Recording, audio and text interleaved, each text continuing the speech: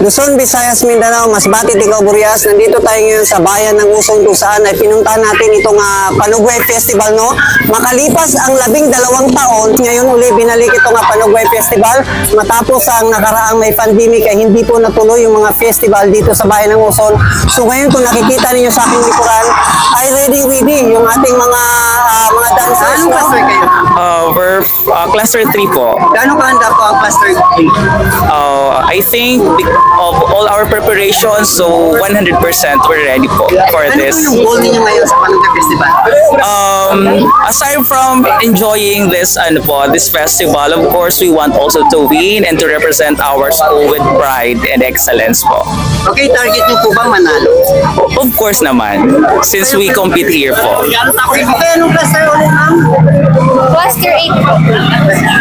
Ano yung goal niyo ngayon sa cluster 8? Champion.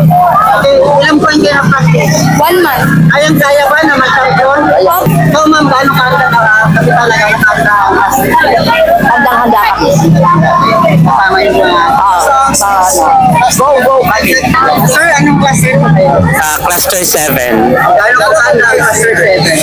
100%. Ano yung goal niyo ngayon? Siyempre, of course, ang manalo. Okay, kung hindi kami po nakasama kayo na patali po ba ulit? Yes, 100%. And last Panugway, after 5 years bago nangyari yung pandemic, kami yung defending champion, Barangay Poblacion. Matapos ang ilang taon na walang Panugway Festival dito sa bayan ng Uson, ay makikita natin talagang pinaghandaan, no?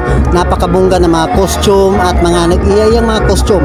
So talagang pinaghandaan ito ng local government dito sa bayan ng Uson sa pangunguna ni Mayor Felipe Sanchez, Manila Vice Mayor Chidar Sanchez at mga sangguniang bayan.